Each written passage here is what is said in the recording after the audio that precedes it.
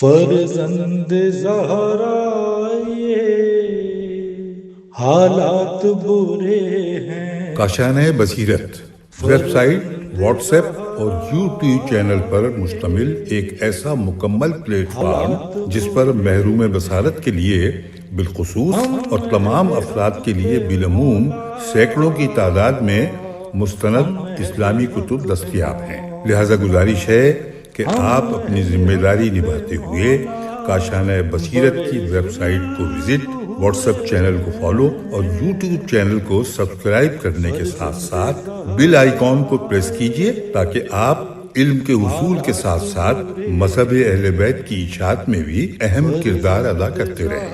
کاشانۂ بصیرت۔ حالات برے ہیں۔ اعوذ باللہ من الشیطان الرجیم، بسم اللہ الرحمن الرحیم۔ السلام علیکم ورحمۃ اللہ وبرکاتہ۔ سامعین محترم، کاشانۂ بصیرت کے پلیٹ فارم سے سیدہ طاہرہ عباس جعفری حاضر خدمت ہیں ایک نئی کتاب کے ساتھ، جو کہ انتقام مختار کے عنوان سے ہمارے ہاتھ میں موجود ہے، اور دراصل یہ حجت الاسلام علامہ صادق حسن صاحب کے مجموعہ تقاریر ہے، جو کہ کتابی شکل میں موجود ہے۔ سرخ رنگ کا سرورق ہے جس پہ نہایت خوبصورتی سے انتقام مختار لکھا گیا ہے اور ایک خون آلود تلوار بنائی گئی ہے۔ جیسا کہ ہم نے بتایا کہ یہ مجموعہ تقاریر ہے علامہ صادق حسن نجفی صاحب کی، جسے مرتب کیا ہے مولانا ندیم عباس حیدری علوی صاحب نے۔ پیشکش ہے حجت الاسلام علامہ ریاض حسین جعفری، جو کہ فاضل قم ہیں، ان کی جانب سے۔ ناشر ہے ادارہ منہاج الصالحین۔ آپ کی خدمت میں انشاءاللہ اس کو پیش کرنے کی سعادت حاصل کر رہے ہیں، اور آگے تحریر ہے کہ پروف ریڈنگ جو ہے ملک ابرار حسین میثم حیدری صاحب اور محمد عمران جعفری صاحب کی ہے۔ فنی تعاون کیا ہے زہرا بطول جعفری صاحبہ نے اور محدثہ بطول جعفری صاحبہ نے، اور کل صفحے کے 296 ہیں۔ ادارہ منہاج الصالحین نے ہم سب کے لیے سے نشر کیا ہے۔ اب ترتیب پر آ جاتے ہیں، یعنی فہرست صفحہ نمبر 3 پر آ گئے ہیں ہم۔ انقلاب امام مختار صفحہ نمبر 6 پر، قاتلان حسین علیہ السلام کا عبرتناک انجام صفحہ نمبر 13، جماعت توابین کا تذکرہ صفحہ نمبر 14، سلیمان بن سرد کے مکان پر شیعان علی کا اجتماع صفحہ نمبر 15، مسیب بن نجیبہ کی تقریر صفحہ نمبر 15، قیادت کے لیے سلیمان کا انتخاب صفحہ نمبر 16، سلیمان بن سرد، سوات سے ہے یہ سرد، کی تقریر صفحہ نمبر 17، سلیمان بن سرد کی شیعان علی کے سے خط و کتابت صفحہ نمبر 18، مرگ یزید سے شیعان کوفہ میں ہلچل صفحہ نمبر 19، مرگ یزید کے بعد ابن زیاد کا کردار صفحہ نمبر 20، اہل کوفہ کا بیت ابن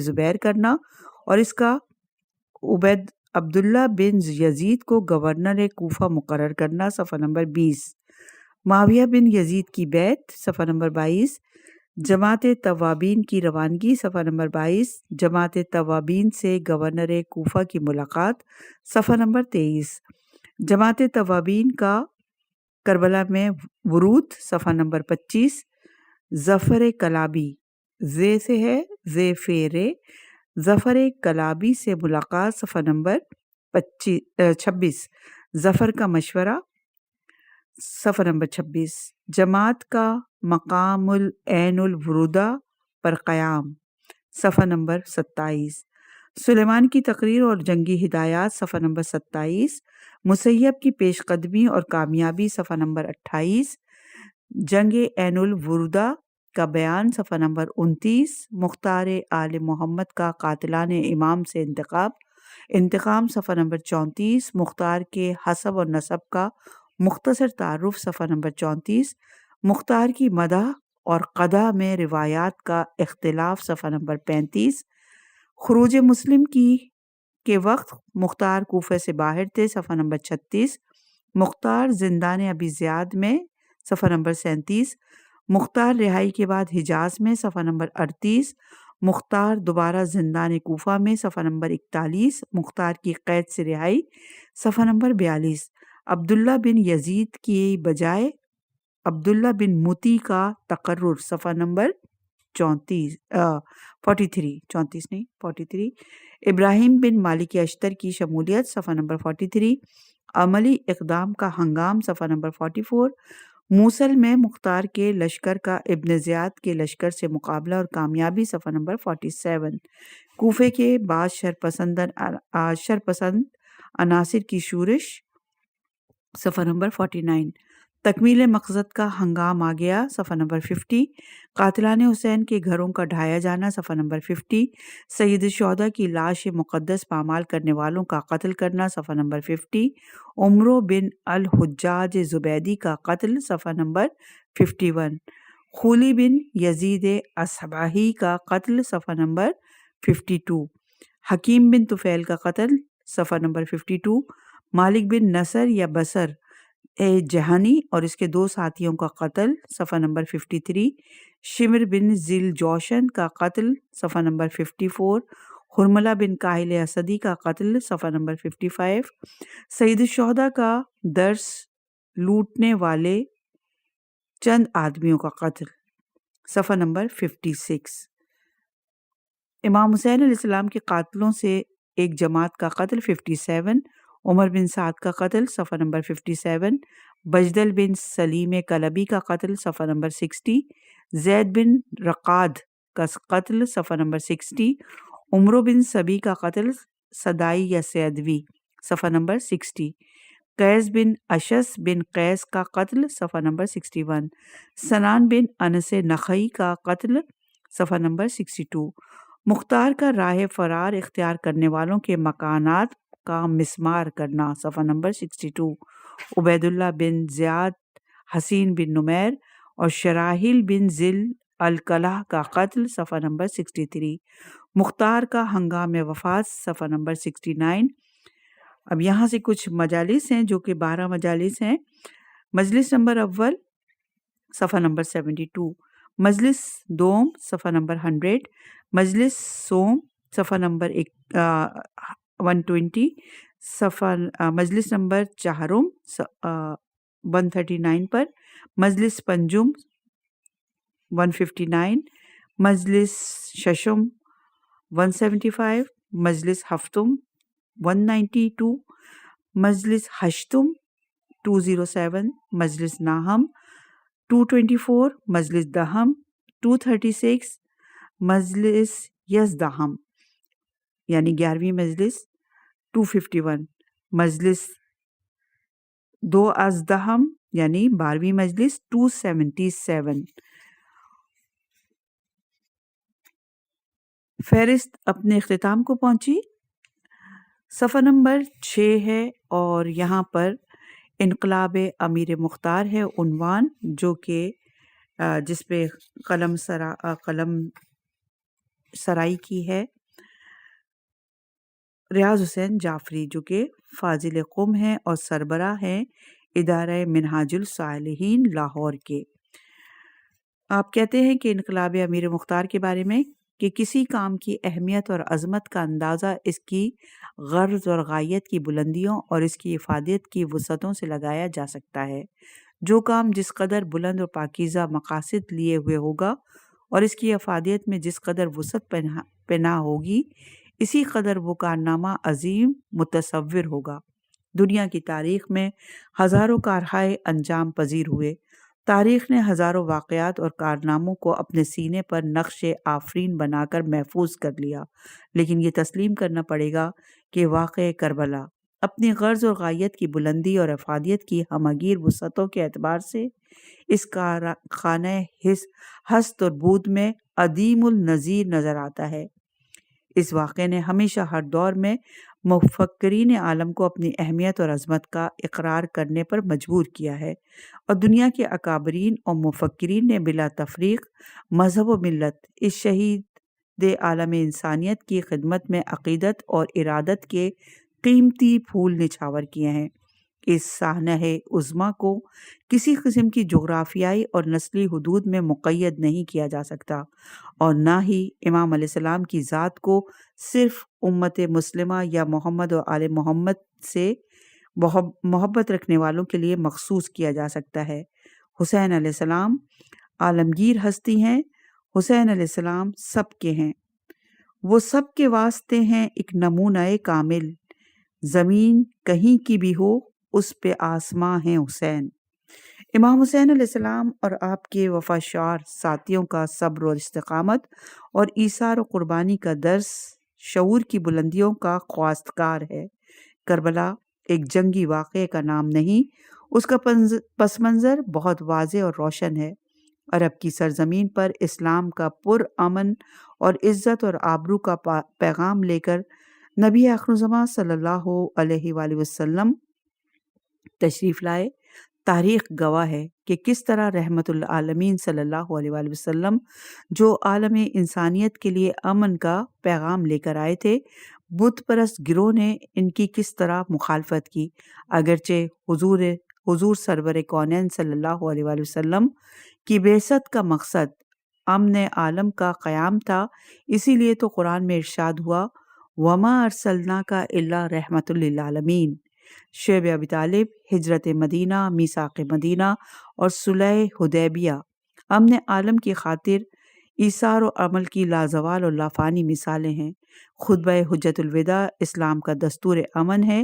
رحمت للعالمین صلی اللہ علیہ وآلہ وسلم کے طرز عمل نے فتنہ گروں کو بے نقاب کر دیا۔ اسوہ حسنہ پر عمل ہی امن عالم کی ضمانت ہے، اور یہی وجہ ہے کہ اسوہ حسنہ کا احیا امام حسین علیہ السلام کے ذریعے مشیت الہی ٹھہرا۔ نانا صلی اللہ علیہ وآلہ وسلم نے امن کی خاطر مکہ سے مدینہ ہجرت فرمائی، اور نواسے نے امن کی خاطر مدینہ سے کربلا کی طرف ہجرت فرمائی۔ دونوں ہجرتوں نے ظالموں کو بے نقاب کر دیا۔ دشمن کے اقدامات ہمیشہ دو طرح کے ہوتے ہیں۔ ابتدا میں وہ زور آزمائی کرتا ہے، جب ناکام ہوتا ہے تو ساتھ مل کر نظام کو برباد کرنے کی کوشش کرتا ہے۔ فتح مکہ کے بعد ابو سفیان کا اسلام لانا اسی تاریخی رد عمل کا اظہار تھا کہ اب مل کر اسلام کو تباہ کرنا ہے۔ چنانچہ اس نے پیغمبر اسلام صلی اللہ علیہ وآلہ وسلم کی وفات کے بعد سب سے پہلے مولا کائنات کی امداد کا راستہ اختیار کیا، لیکن آپ علیہ السلام نے اس کی امداد کو ٹھکرا دیا اور فرمایا میں بقائے اسلام کی خاطر منحرف حکومت کو برداشت کر سکتا ہوں، مگر کفر کی امداد کو برداشت نہیں کر سکتا۔ دیکھتے ہی دیکھتے اسلامی اقدار کی تباہی کا عمل شروع ہو گیا، اور اس وقت اسلام ایک خطرناک موڑ پر آ گیا۔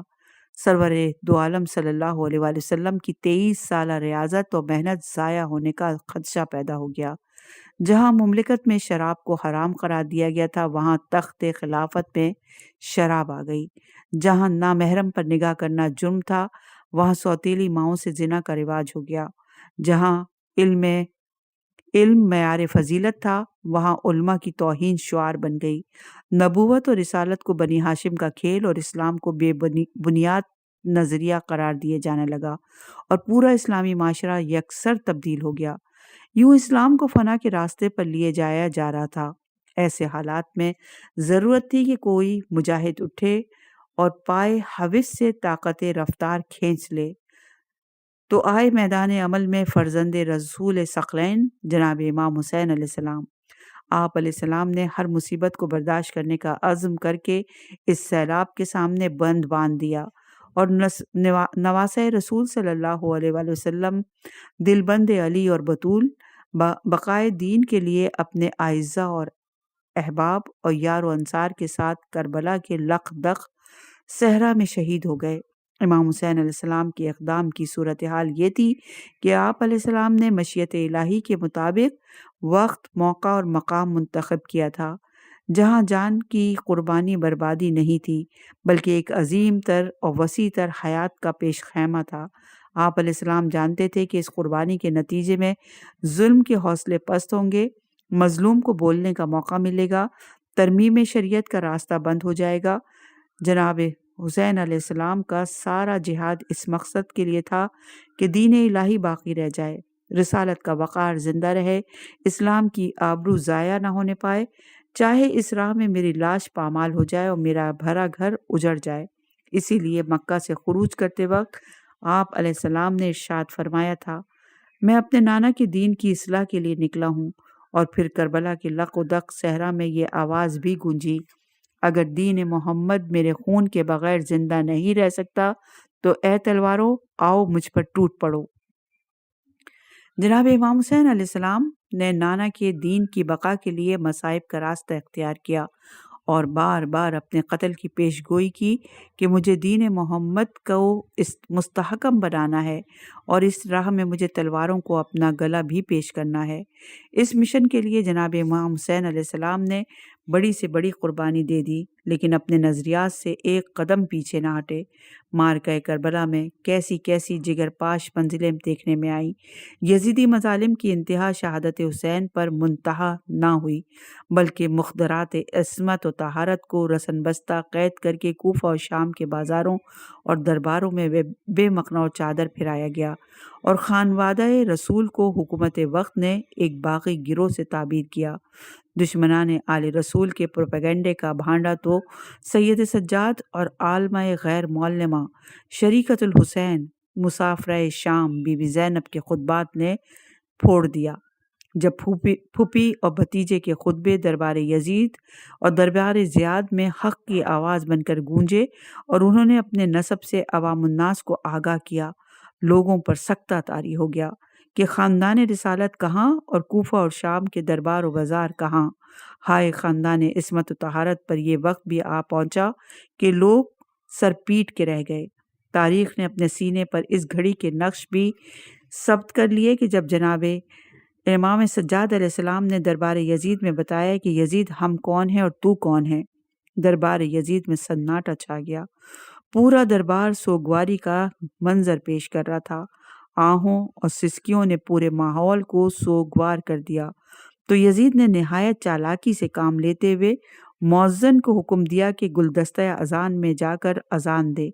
مؤذن نے اذان شروع کی اور جب اشہد ان لا محمد رسول اللہ پر پہنچا تو سید سجاد نے مؤذن سے مخاطب ہو کر کہا، تجھے اس نبی کا واسطہ اذان کو روک دے۔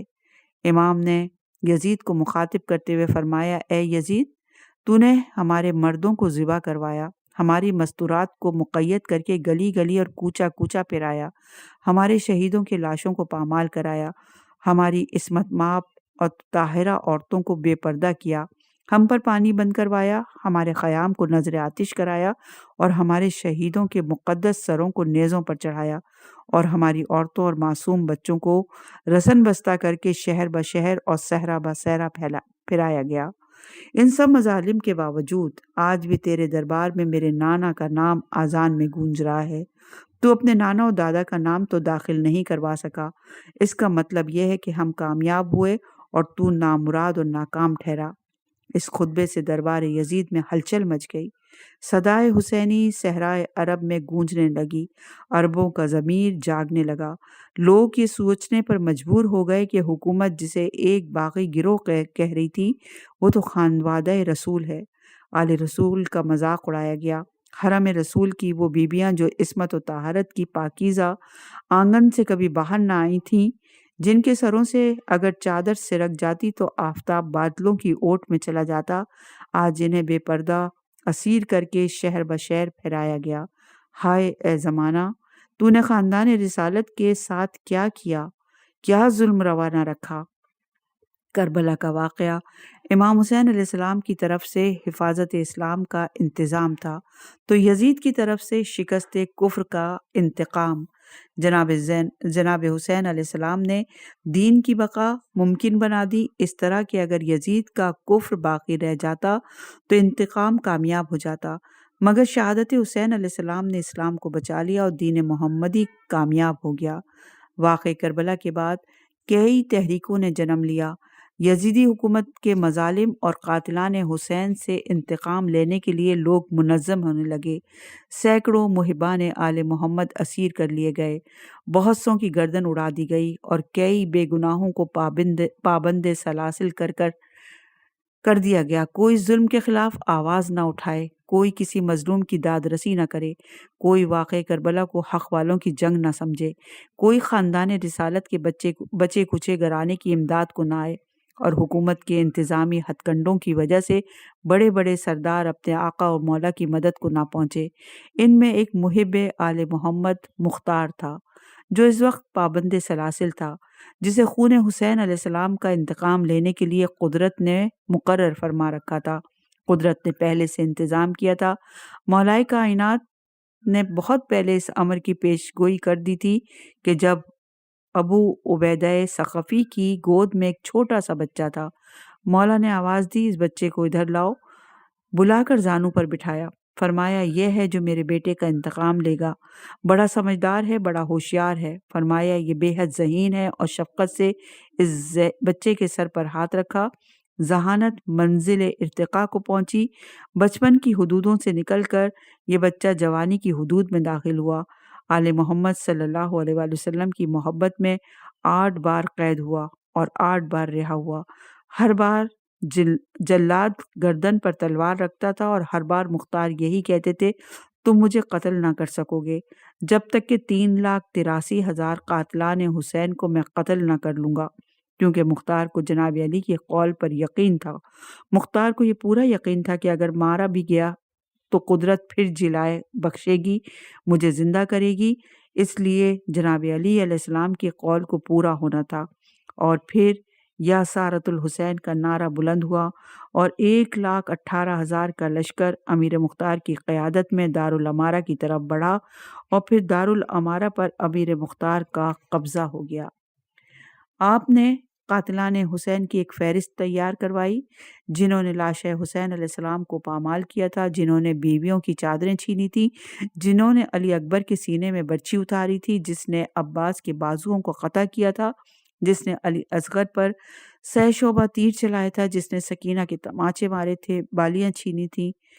جب فہرست بن گئی اور تمام قاتلان حسین کو اسیر کر لیا گیا اور انہیں اس طرح قتل کیا گیا جس طرح انہوں نے رسول اعظم کے نواسے اور ان کے تمام اصحاب اور انصار پر ظلم ڈھائے تھے، جب میرے چوتھے امام جناب سید سجاد علیہ السلام کے سامنے جناب علی اکبر علیہ السلام کے قاتل کا سر گیا، تو آپ علیہ السلام نے مختار کے لیے ڈھیروں دعائیں دیں اور اہل بیت علیہ السلام پہ اپنے سوگ کو بڑھایا، اور یوں امیر مختار نے مولا کائنات کی اس پیشن گوئی کو پایہ تکمیل تک پہنچا دیا جس کا انتظام قدرت نے بہت پہلے کر رکھا تھا۔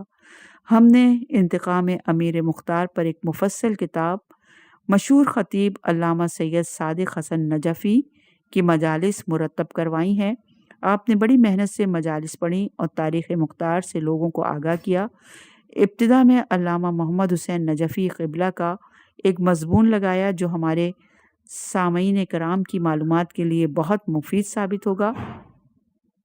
اللہ تعالیٰ بحق محمد و آل محمد ہماری اس کاوش کو اپنی بارگاہ عالیہ میں مقبولیت کا درجہ عطا فرمائے اور ہمیں مزید کام کرنے کی توفیق عطا فرمائے۔ والسلام مائے والاکرام۔ طالب دعا ریاض حسین جعفری فاضل قم، سربراہ ادارہ منہاج الصالحین لاہور۔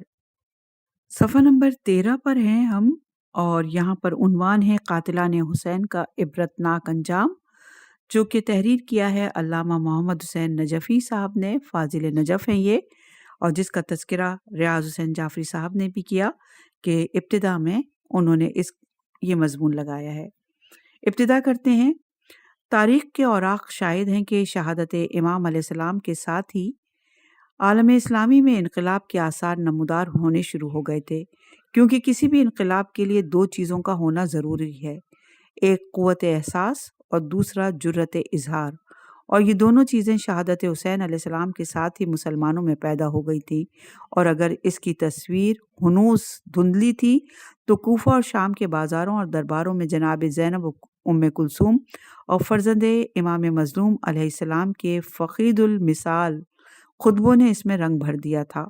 ان خطبوں کو سن کر لوگوں کا بے اختیار ہو کر گریہ و بکا اور داد اور فریاد کرنا رائے عامہ کے بیدار ہونے اور انقلاب کے نمودار ہونے کا پیش خیمہ تھا۔ چنانچہ واقعات بتاتے ہیں کہ جوں جوں عالم اسلامی میں حسین علیہ السلام کی خبر شہادت اور ان کے پسماندگان کی دیار اور امسار میں تشہیر کی اطلاع پھیلتی گئی، تو یزید اور اس کی حکومت کے خلاف غم اور غصے اور نفرت اور بیزاری کے جذبات ابھرتے گئے، حتیٰ کہ تھوڑے دنوں کے بعد خود یزید کو بھی اس کا احساس ہو گیا تھا۔ اس لیے وہ باوجود یہ کہ پہلے شہادت امام حسین پر اپنی انتہائی شادمانی کا اظہار کر چکا تھا، مگر اب پشیمانی کا اظہار کرتے ہوئے اس خونچکا واقعے کی ذمہ داری تمام تر ابن زیاد پر ڈالتے ہوئے کہتا تھا، خدا لعنت کرے ابن زیاد پر جس نے حسین بن علی کو قتل کر کے مجھے مسلمانوں کی نظروں میں ذلیل و رسوا کر دیا اور ان کے دلوں میں میری طرف سے نفرت اور عداوت کے بیج بو دیے اور سب لوگ مجھ سے بیزار ہونے لگے۔ صفحہ نمبر 14 عنوان ہے جماعت توابین کا تذکرہ۔ جیسا کہ پہلے بیان کیا کہ انفرادی طور پر تو ہر جگہ حکومت وقت سے اس کے عظیم جرم میں شنی کی وجہ سے نفرت و بیزاری کے جذبات پیدا ہو رہے تھے، مگر اجتماعی طور پر دو جماعتیں امام علیہ السلام کے خون ناحق کا انتقام لینے کے لیے منظم طریقے پر ابھر کر سامنے آئیں اور اس سلسلے میں کارہائے نمایاں انجام دیے۔ ان میں سے ایک جماعت توابین کے نام سے مشہور ہوئی اور دوسری جماعت جماعت مختار کے نام سے۔ ہم یہاں بڑے اختصار کے ساتھ ہر دو جماعتوں کی تشکیل پانے اور انتقام خون شہیداں لینے کے سلسلے میں مساعی جمیلہ بروئے کار لانے کا مستند ماخذ اور مصادر سے اجمالی تذکرہ کرتے ہیں تاکہ اس موضوع پر بھی فی الجملہ تبصرہ ہو جانے سے ہماری یہ کتاب ہر لحاظ سے مکمل اور مختتم ہو جائے انشاءاللہ۔ ارباب تاریخ نے لکھا ہے کہ جب امام حسین علیہ السلام کی شہادت انتہائی بے کسی اور مظلومیت کے عالم میں ہو چکی تو ان شیعان کوفہ کے اندر جنہوں نے امام علیہ السلام کو نصرت کی یقین دہانی پر مشتمل خطوط لکھے تھے اور پھر نصرت کا حق ادا نہ کر سکے، بیداری کی لہر دوڑ گئی اور احساس ندامت ابھر آیا اور ایک دوسرے کو ملامت کرنا شروع کی اور اس بات کا اعتراف کرنے لگے کہ ہم سے بڑی زبردست خطا سرزد ہوئی اور ہم ننگو آر کا شکار ہو گئے، اور پھر یہ تجویز پاس کی کہ اس گناہ عظیم کا کفارہ اور اس ننگو آر کا ازالہ اس طرح ممکن ہے کہ ہم قاتلان حسین سے امام علیہ السلام کے خون ناحق کا بدلہ لیں یا پھر اسی کوشش میں اپنی جانیں قربان کر دیں۔ صفحہ نمبر 15 سلیمان بن سرد کے مقام پر شیعان علی کا اجتماع۔ چنانچہ اس سلسلے میں عام شیعوں نے کوفے کے سرگردہ وہ 5 شیعان علی سے رابطہ کیا۔ نمبر 1 سلیمان بن سرد خزائی جو اپنی قوم میں معزز اور بہت ہی سن رسیدہ بزرگ تھے، صحبت رسول کا شرف بھی حاصل تھا، وفات رسول کے بعد کوفے میں رہائش اختیار کر لی تھی اور امیر المومنین علیہ السلام کے ہم رکاب ہو کر جمل اور صفین میں داد شجاعت دے چکے تھے۔ مرگ معاویہ کے بعد سب سے پہلے شیعان کوفے کا انہی کے مکان پر اجتماع ہوا تھا جس میں جناب امام حسین علیہ السلام کو کوفہ تشریف لانے کی دعوت دینے کی تجویز پاس ہوئی تھی اور پھر ان کو مسلسل خطوط لکھے گئے تھے، مگر جب امام تشریف لائے تو سوائے اتفاق سے یہ نصرت امام کا فریضہ انجام نہ دے سکے۔ نمبر 2 مسیب بن نجیبہ فرازی، یہ بزرگ حضرت امیر علیہ السلام کے خاص اصحاب میں سے تھے۔ نمبر 3 عبداللہ بن والد تممی۔ نمبر 4 عبداللہ بن سعد بن نفیل ازدی۔ نمبر 5 رفع بن شداد بجلی۔ یہ ہر 6 حضرات یعنی تینوں حضرات بھی اصحاب حضرت امیر میں ممتاز مقام کے مالک تھے، چنانچہ تمام حضرات مئے اور چند منتخب افراد کے سلیمان بن سرد خزائی کے مکان پر جمع ہوئے۔ مسیب بن نجیبہ کی تقریر۔ سب سے پہلے مسیب نے ایک پرجوش تقریر کی جس کا خلاصہ یہ ہے کہ حمد و ثنا کے بعد کہا کہ ہم باوجہ طول عمر مختلف آزمائشوں میں مبتلا ہو گئے ہیں، مجھے اندیشہ ہے کہ ہم ان لوگوں میں سے نہ ہوں جن کے بارے میں خدا فرماتا ہے، کیا میں نے تم کو اس قدر عمر عطا نہیں کی تھی کہ مگر اس میں نصیحت حاصل کرنا چاہتے تو کر سکتے تھے، اب ہماری عمریں 60 سال سے متجاوز ہو چکی ہیں۔ ہمیں اپنے نفوس کی پاکیزگی پر بہت کچھ گھمنڈ تھا، مگر دختر رسول کے فرزند کی نصرت کے ساتھ جب ہماری آزمائش کی گئی تو ہم جھوٹے ثابت ہوئے، حالانکہ ہم نے تحریری طور پر ان کی نصرت کرنے کا وعدہ کیا تھا، مگر جب وہ قریب تشریف لائے اور ہمارے قریب بڑی مظلومیت کے ساتھ شہید کر دیے گئے تو ہم نے مالی اور جانی طور پر ان کی بالکل کوئی نصرت اور امداد نہ کی۔ بتاؤ، جب ہم خدا اور رسول کی بارگاہ میں حاضر ہوں گے تو کیا عذر پیش کریں گے؟ جب ہمارے پاس رسول کا پورا کنبہ شہید کر دیا گیا، نابخدا ہمارے پاس کوئی عذر نہیں سوائے اس کے کہ ان قاتلوں سے انتقام لیں یا اسی سلسلے میں خود بھی جام مرگ نوش کر لیں اور کسی ایک کو اپنا امیر مقرر کر لیں، کیونکہ اس سلسلے میں ایک امیر کا ہونا ضروری ہے۔ صفحہ نمبر 16، قیادت کے لیے سلیمان کا انتخاب۔ ان کے بعد رفع بن شداد نے کھڑے ہو کر پرزور الفاظ میں مسیب کی تقریر کی تائید کی اور آخر میں کہا کہ میری رائے تو یہ ہے کہ اس امیری کے لیے مسیب ہی نہایت موزوں شخص ہیں، اور آپ کا خیال ہو تو سلیمان بن سرد خزائی کو بھی سردار لشکر مقرر کیا جا سکتا ہے، جو علاوہ شیخ الشیعہ، بہادر اور دیندار ہونے کے علاوہ صحابی رسول بھی ہے۔ مسیب نے بھی سلیمان کی قیادت کی تائید کر دی۔ صفحہ نمبر 17، سلیمان بن سرد کی تقریر۔ اس کے بعد سلیمان نے کھڑے ہو کر ایک پرزور تقریر کی جس کا ایک حصہ یہ ہے کہ ہم گردنیں دراز کر کے آل رسول کی تشریف آوری کا انتظار کرتے تھے اور ان کو خطوط لکھ لکھ کر اپنی نصرت اور امداد کا یقین دلاتے تھے، مگر جب وہ تشریف لائے تو ہم نے سستی اور کمزوری کا مظاہرہ کیا، یہاں تک کہ ہمارے پاس ہی فرزند رسول بڑی بے دردی کے ساتھ شہید کر دیے گئے۔ آواز استغاثہ بلند کی مگر کسی نے لبیک نہ کہی، انصاف طلب کیا مگر ان کے ساتھ انصاف نہ کیا گیا، بلکہ فاسقوں کی جماعت نے ان کو اپنے تیروں کا ہدف اور نیزوں کا نشانہ بنا دیا۔ اب اٹھ کھڑے ہو کہ خدا تم پر ناراض ہو چکا ہے، اور اس وقت تک اپنے ہی بیوی بچوں کے پاس نہ جائے جب تک خدا کو راضی نہ کر لو، اور میں سمجھتا ہوں کہ خدا اس وقت تک راضی نہیں ہوگا جب تک قاتلین امام کو قتل نہ کر دو۔ خبردار، موت سے نہ ڈرنا، کیونکہ جو شخص موت سے ڈرتا ہے وہ ذلیل و خوار ہوتا ہے۔ تم بنی اسرائیل کی طرح ہو جاؤ جب انہوں نے گوسالہ پرستی کر کے اپنے نفوس پر ظلم و زیادتی کی تو ان کے نبی حضرت موسیٰ نے کہا اب تمہاری توبہ اس طرح قبول ہو سکتی ہے کہ اپنے نفوس کو اپنے ہاتھوں سے قتل کرنے پر آمادہ ہو جاؤ۔ چنانچہ انہوں نے ایسا ہی کیا۔ اب تم تلواروں کو تیز کر لو اور نیزوں کو درست کر لو، اور جس قدر ہو سکتا ہے جنگ کے لیے ساز و سامان جمع کر لو، نیز لوگوں کو اس کار خیر میں شمولیت کی دعوت دو تاکہ ہم مناسب وقت پر نکل کھڑے ہوں۔ یہ روایت اور یہ تقریر موجود ہے صدق الاخبار صفحہ نمبر 5، قمقام صفحہ نمبر 583، کامل جلد نمبر 3 صفحہ نمبر 333 پر۔ اس پرزور تقریر کا اثر تھا کہ حاضرین کے خوابدیدہ جذبات میں تلاطم پیدا ہوا گیا۔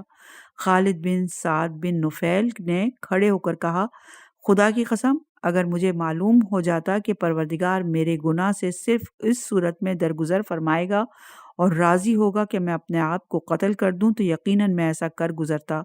پھر کہا، میں تمام حاضرین کو گواہ کر کے کہتا ہوں کہ میرے پاس جو کچھ مال و اسباب ہے سوائے اسلحہ جنگ کے، وہ سب میں نے ان فاسقوں کے ساتھ جہاد کرنے والے مسلمانوں پر وقف کر دیا ہے۔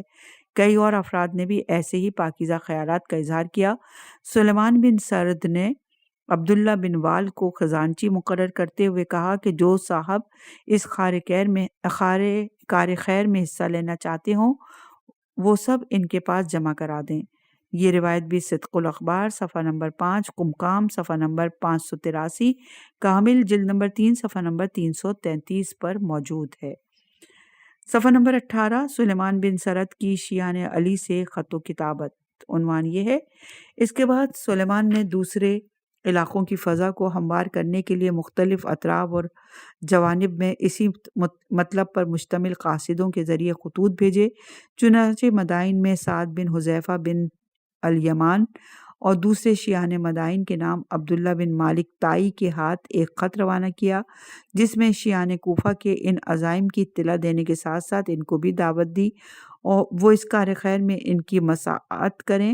جب سعد کو یہ خط پہنچا تو اس نے شیعان مدائن کو پڑھ کر سنایا، چنانچہ سب نے لبیک کہتے ہوئے مدد کرنے پر اپنی آمادگی ظاہر کی۔